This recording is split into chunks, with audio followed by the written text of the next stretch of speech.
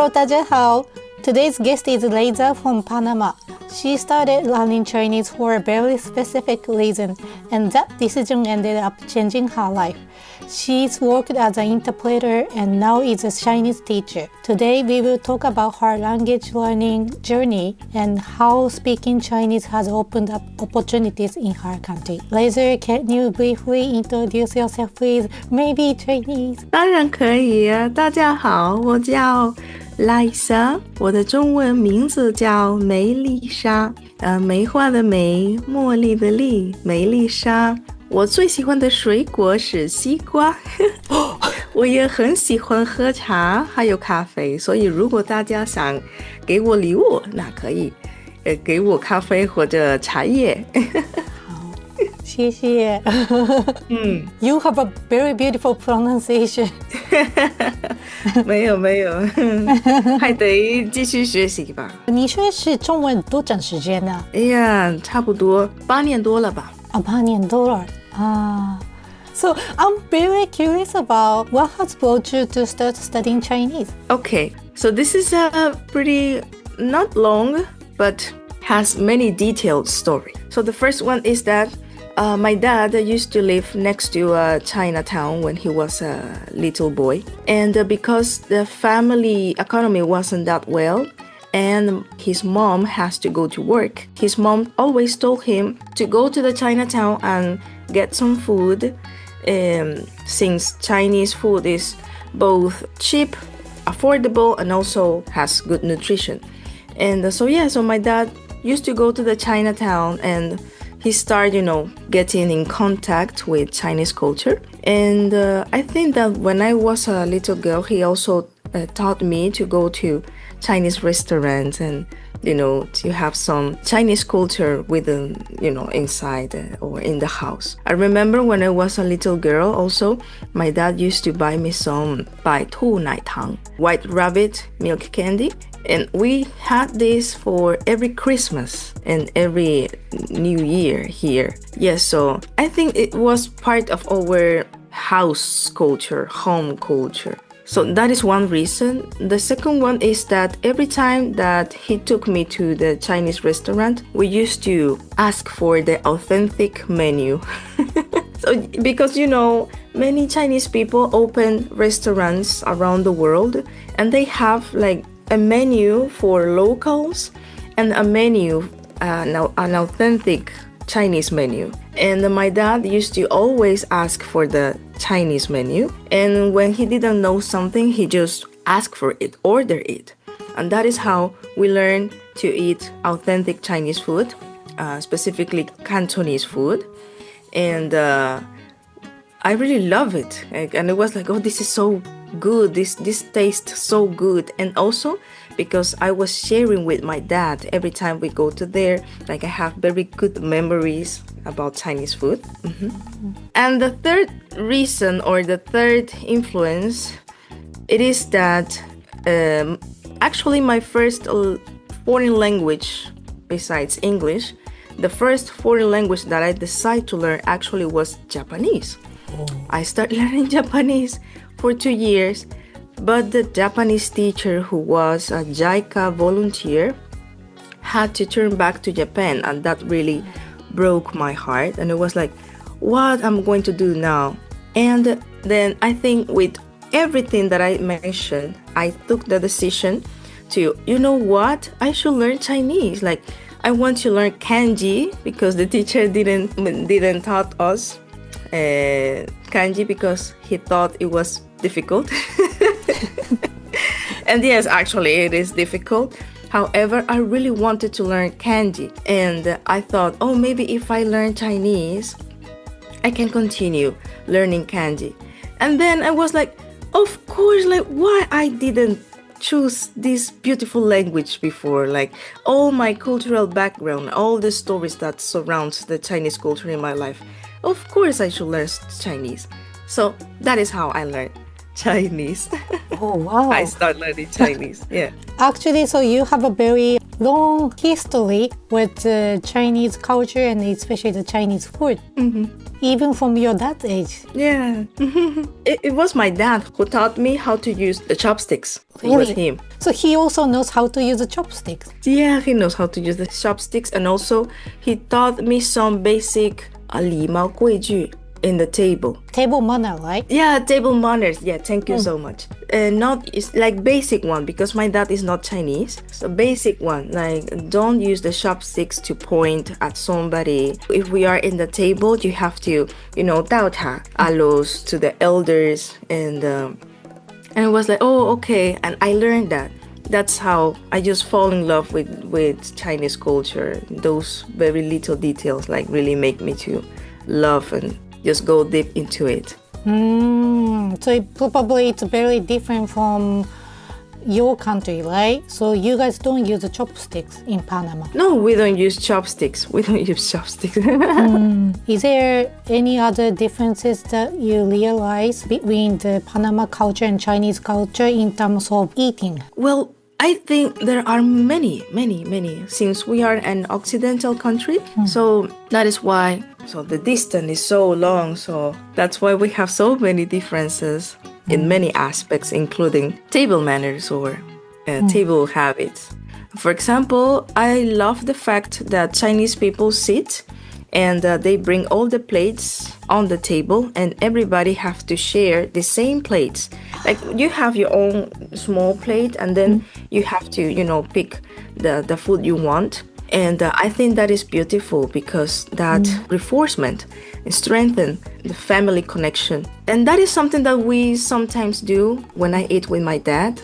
Yeah, we start copying, we start learning from Chinese people because we think this is a really good way to have a good time as a family. Also, my dad taught me to eat many vegetables and to eat everything. Like, 我不是挑食, I love everything. I don't have problems with any food. I am not picky. And I see that in the Chinese table, they have all kinds of types of food.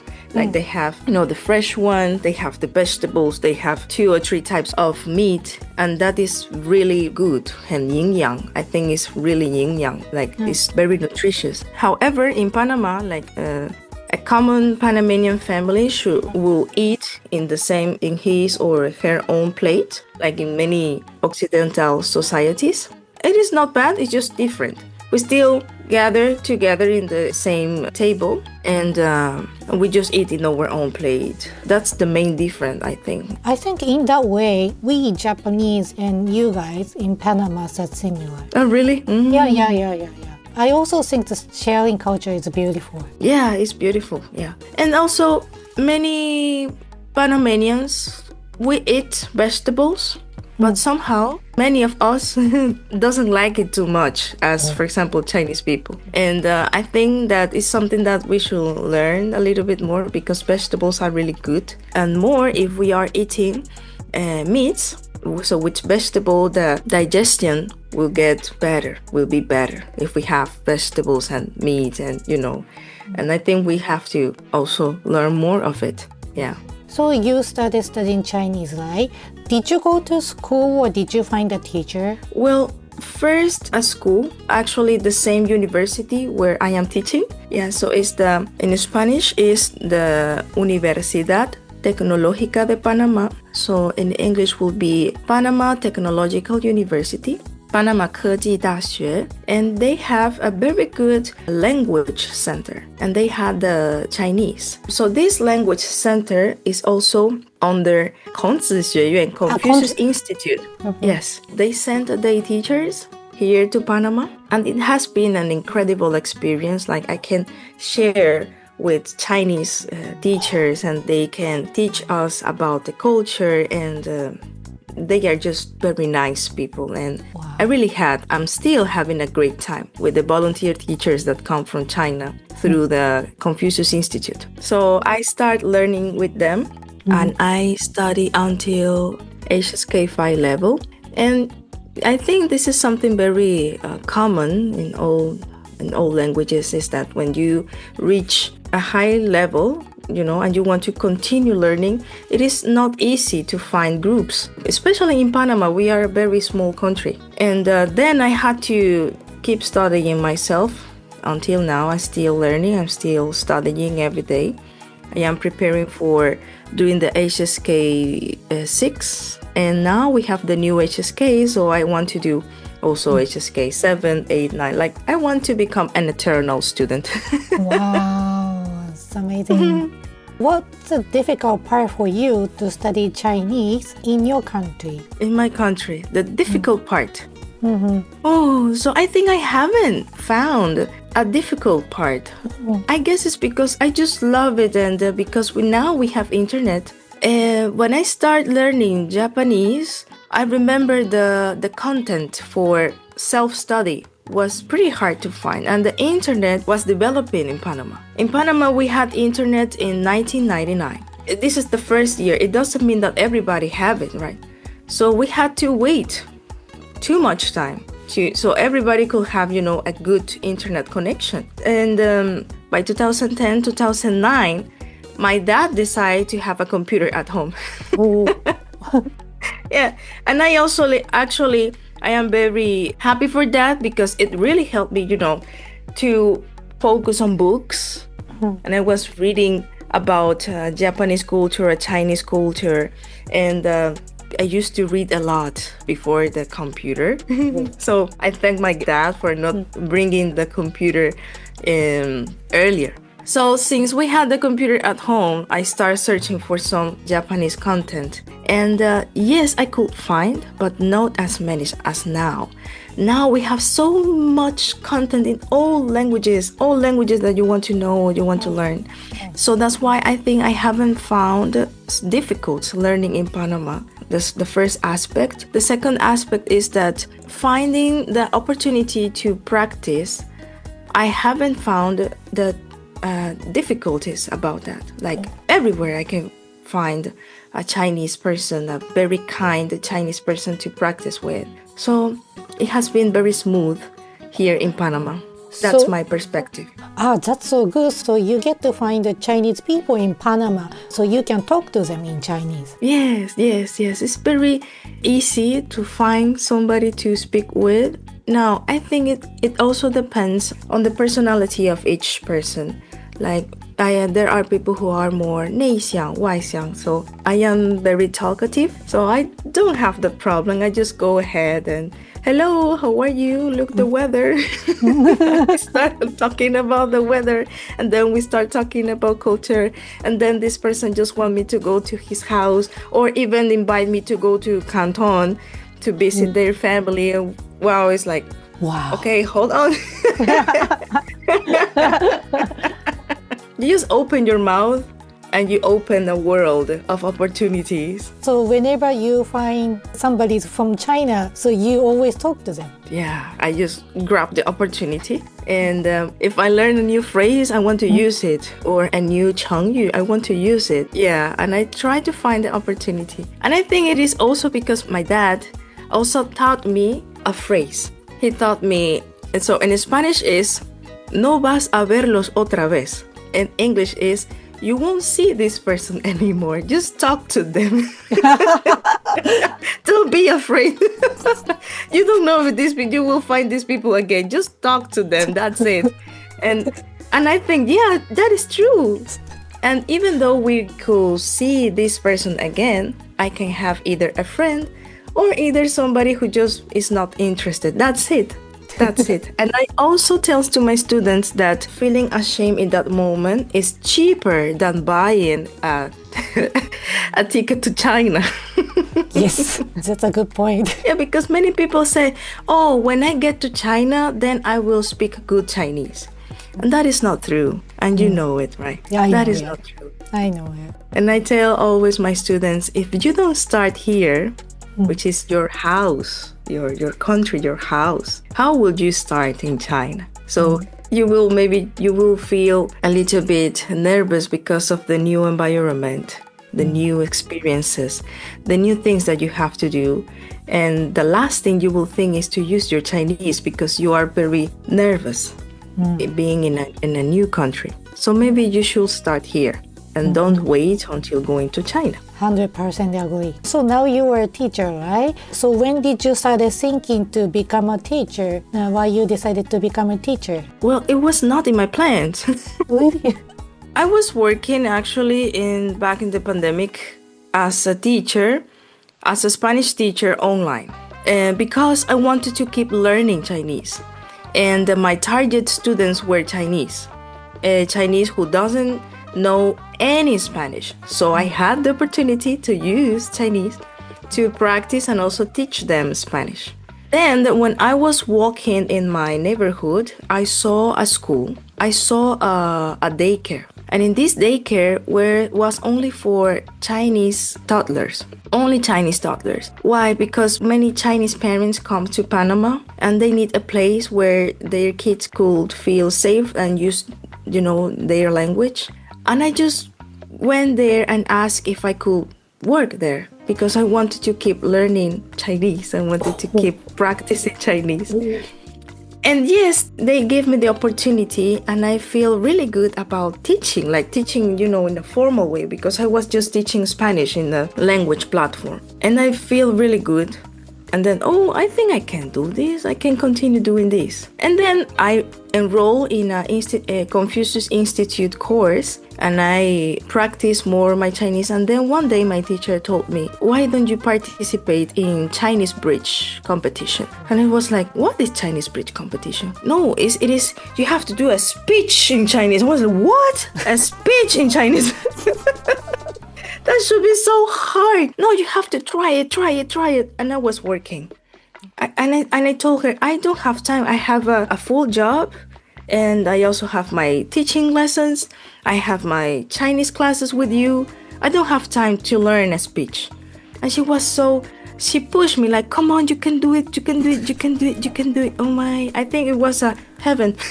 It was heaven pushing me. I participated. I took time to learn my speech and I won. And then the director told me, why don't you become a Chinese teacher for us? And I was like, really? Yes, you should give it a try. And I was like, oh, okay. And I just took the opportunity and the rest is history. Wow. Goosebumps. Wow. Everything is connected. Everything is connected. So you never imagined, right? No, I never imagined that. Not even in my dreams. I was just doing this because I am passionate about Chinese culture. I didn't even thought about earning money with the Chinese. Like that was not my priority. Not even working in a company. Not even having even a scholarship. I was just thinking, I just want to learn Chinese and I want to talk to the Chinese people and I just want to feel good about it. And everything doors were opening in front of me, I think because of love. So you also worked for a Chinese company, right? Yes, I also worked in a Chinese company for 9 months, approximately. Yeah, because as I told you, this job is really flexible. I teach Chinese. Now January is a little bit more not so busy, but from March, then I will start all the lessons like my normal schedule. And still my normal schedule is really flexible. I just have maybe from 15 to 20 classes per week. Like it's not so much. Sometimes even 15 or 20 classes per week. And I have plenty of time to do other things. And somebody offered me to work as a part-time job in his company. And I accepted. And it was a really, really good experience. So it really helped my Chinese to level up because now it was, commercial Mandarin, business Mandarin. And we had to had meetings in Chinese. And that really makes me, go to YouTube and read about business vocabulary, business, and that kind of vocabulary. And yes, I worked with them 9 months because then I had a scholarship of the Chinese bridge competition, and I went to China. Oh, yeah, I went to China. It was also not part of my plans, but I went to China, and I couldn't continue with them. And now I am just doing the educational job as a teacher. Which city in China did you go and how long did you stay there? In China, I went to Beijing and I was at BISU, Beijing International Studies University. It's in the Chaoyang district. I stayed there for 4 months, 1 semester, 4 to 5 months. It was pretty amazing. Like the experience, what I lived, I cannot explain or express with words. When you went to Beijing, so you were already able to speak in Chinese, right? So how is your English proficiency increased after you studied in Beijing? So it increased a lot, because all the classes were in only Chinese. Meanwhile, here in Panama, the classes are also in Chinese. However, I think the 就是学习的节奏不一样。Yes, so it's a little bit different, the teaching method, because the volunteer teachers, they try to adapt to the rhythm of the local students. However, when we go to China, like they have their own methods. And their methods, I think they are a little bit more fast, and it really makes the students to learn. Like you have to learn. And I remember once the teacher want us to read a whole text in Chinese in front of all the students. And I remember he told me, and I wasn't prepared. There were a few characters that I wasn't very familiar with, or I made some mistakes with the tones. And I was like, oh, this won't happen to me again, like in front of all these people. No, I won't do that again. Next time I will read everything before coming back to class. So that pushed you to be good, to really study hard, because the teachers want you to, be in front of people, many people, and from all nationalities to speak your Chinese. And I thought, no, I am Panamanian and I have to bring pride to my country.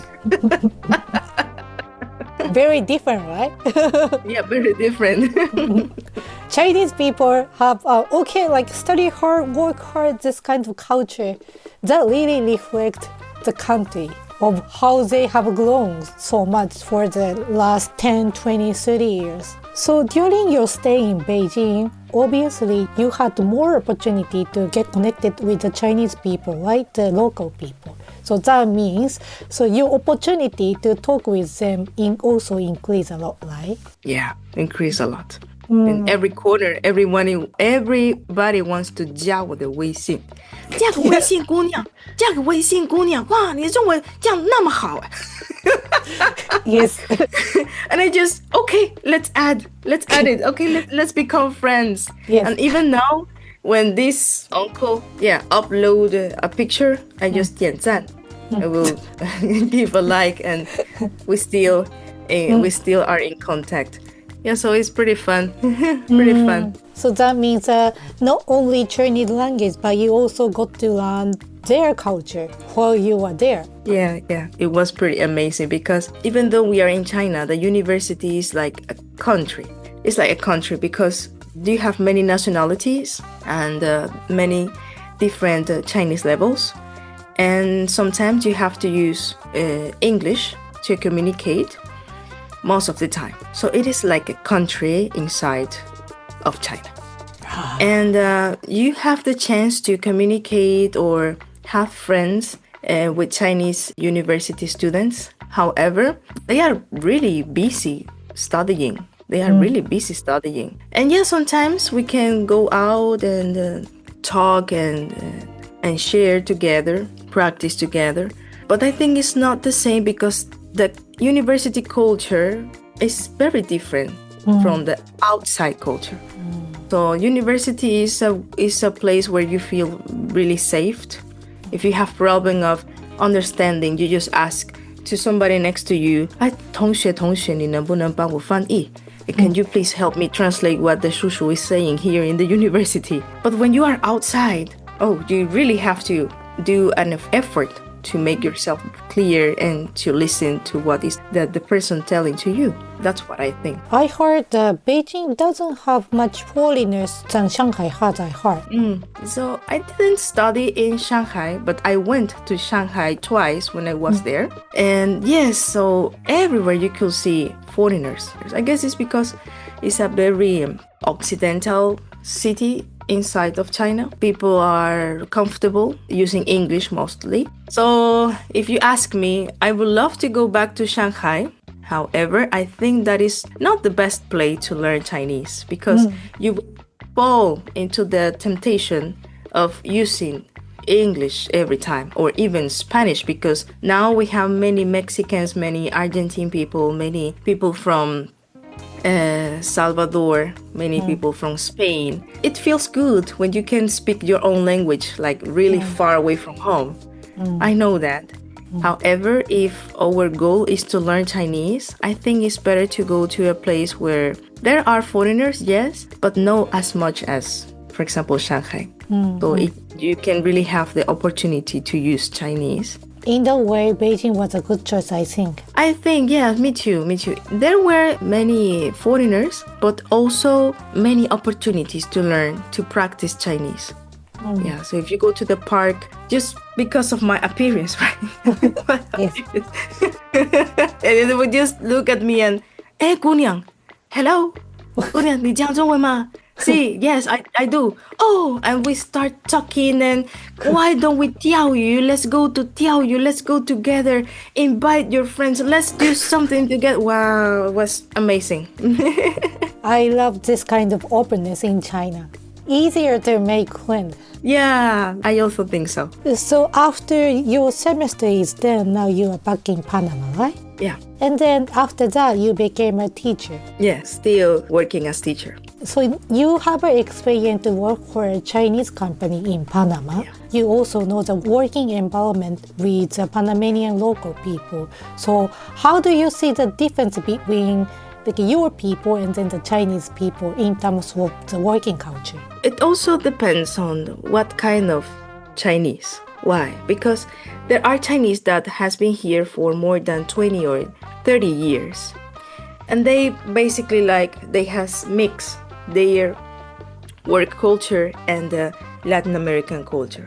These people still Chinese, however, they have a new way of working.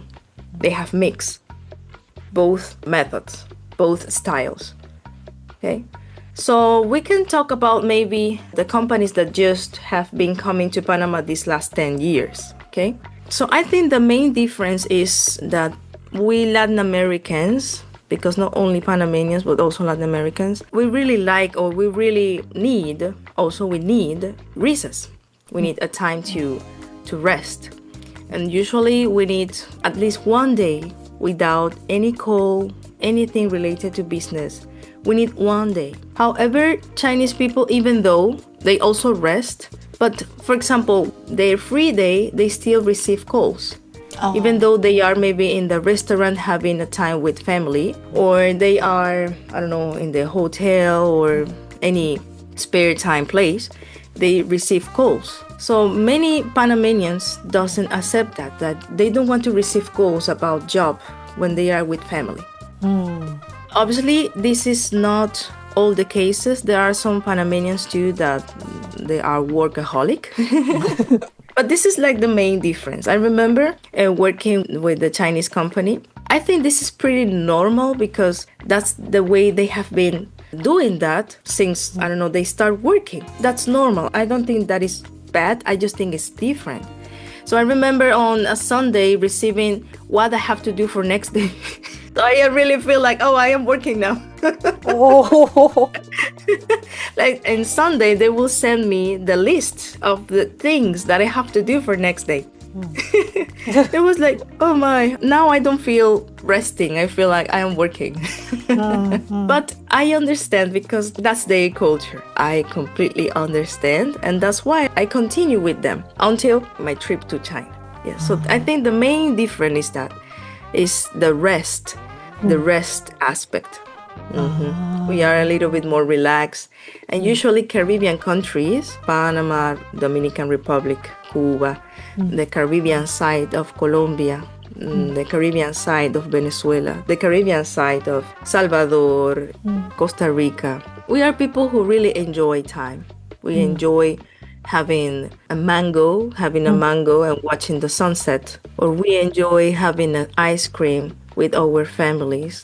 Like, we enjoy life. We want to go slow in life. While maybe China, because of the development, they need to go fast. And they are many people. And 竞争很热烈. So many people are working hard for the same job position.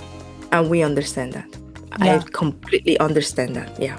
Just the situation is different, right? Your country and China. Yeah. Very different.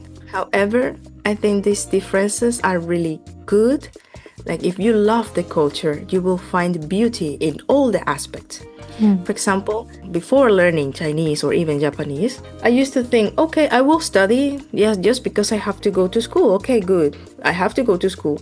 And I used to be a good student. However, then there are some Chinese concepts, like you don't study for yourself. You study for the well-being of a society. And it was like, no, we are talking about that is the responsibility. That is a big responsibility. And I think, yes, I should. That is how I can do something for my country, like study and work hard. It is not only for me or my family, but also for all the people around me. If we learn that, I think if we mix both culture, we could have a great culture, new culture. I guess that culture is one of the things that the China has brought to your country. Yes.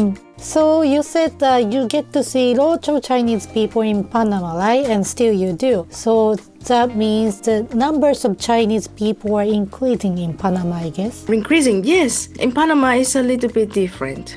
We have been living this small piece of land with Chinese since around 200 years ago. But first, because of the transístmic train, tren transístmico in Spanish. So it is a train that connects two oceans. It was the first one in the world. So it's the first train that connects the Atlantic and the Pacific Ocean. And it started building by 1850. And many people from around the world came here and helped us to build our nowadays economy. Because now Panama is a very neutral and very stable country because of the first of the train and then the Panama Canal. So because of that, we have a very stable economy. So we have to thank that to all the people who came here to work. People from China, people from the Caribbean islands, people from Africa. And because of that, we have been living together in this small piece of land called Panama since 200 years ago. It is so the influence has been so big that many Panamanians think that the mahua, you know, this 零食, this snack, mahua, we think that mahua is Panamanian. It's a Panamanian snack. We have it every day. It's part of our snack. Mafa. Yes, we call it mafa. Yeah, because of the Cantonese pronunciation. And when I tell somebody, you know, mafa is not from Panama, right? It's a Chinese snack. Really? Yeah. And also, siu mai, this Cantonese little food. Also, we love it. It's everywhere. You can find it everywhere. It sell it Panamanians or Chinese or even Colombian or even Venezuelan people who come here. They sell it because we Panamanians love it. There is also a phrase in Panama. We say something like, there is nothing more Panamanian than eating a dim sum on Sundays. So it means that, yeah, many Panamanians wants to go to a chalo and have a dim sum, a traditional dim sum. It's increasing. They have been always with us. And many Panamanians has in their blood Chinese blood. Even me, my great-grandfather was Chinese. And many of my friends are descendants of Chinese people. Yes, because of the historical background. From the 1850, many Chinese people came here. So probably the people in Panama don't really have bad image about the Chinese people. No, we don't have a bad image. Oh, They that's good. are family. Oh, that's good. That's good. So you guys have a good relationship together. Yeah, we have a really good relationship. Like if you see a photo of a family, you may see somebody who has Asian aspect, a Chinese aspect, and then you have somebody who is a little bit more black, or somebody who is a little bit more white. We are a painting many colors, making a beautiful picture. That is Panama. Wow.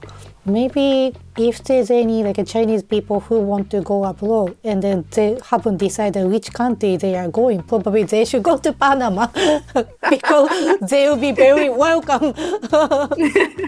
They are very welcome. Also, if they need to buy their materials for the recipes, here we have so many Chinese stores. Like if I want to do something, maybe a mapo tofu or I don't know, 炒饭炒面I just can go to a Chinese store and buy the ingredients.